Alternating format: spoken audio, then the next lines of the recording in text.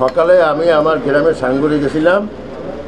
কিছুদিন আগে আমার বোন কর্ণের ডাক্তার খালেদা খান ইন্তেকাল করেছে। মৃত্যুর সময় উনি বলে গেছেন গ্রামে একটা জনসাধারণের উপকারার্থে একটা কবরস্থান করার জন্য।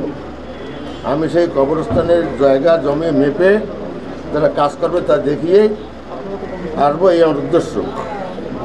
জালুকাঠি বেরোয় উত্তরবঙ্গে আসার সময় 50-60টা লোক কাটা বন্দুক, রাইফেল, পিস্তল, রামদা, দাও, লাঠি ছোটা নিয়ে আমার অতর্কিত হামলা করে।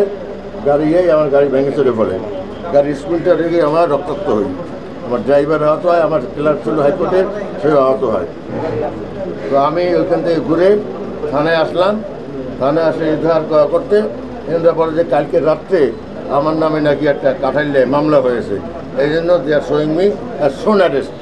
আমি এখন আপনাদের ইচ্ছায়, আল্লাহর দোয়ায়, আমাদের পুলিশের এফিসিয়েন্সি জোরে আমি জালুকাঠি কোর্টে যাচ্ছি। কারা হামলা করলো আপনার উপরে? নাম আমি দিয়েছি। কারা? আমি যাদেরকে চিনেছি।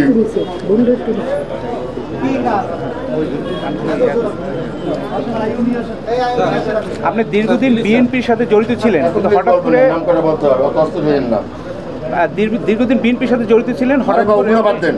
আচ্ছা, this has nothing to do with politics. আপনার স্বাধীনতা আছে, আজকে জামাত করবেন, কালকে করবেন, হাত পাখা ভান্ডামেন্টাল রাইট। সম্পত্তি না।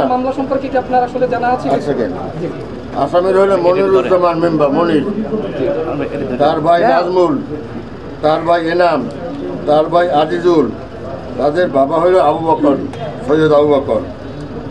আরও শাখা হতেছে রাফি, রফিকুল ইসলাম মির্জা, টুকু পেংরি, সুমন পেংরি, রতন যোগী রাজাপুর, পলাশ ফরাজি রাজাপুর। এদের কি কোনো দলীয় পরিচয় আছে, কোনো রাজনৈতিক? তা আমি যাই না।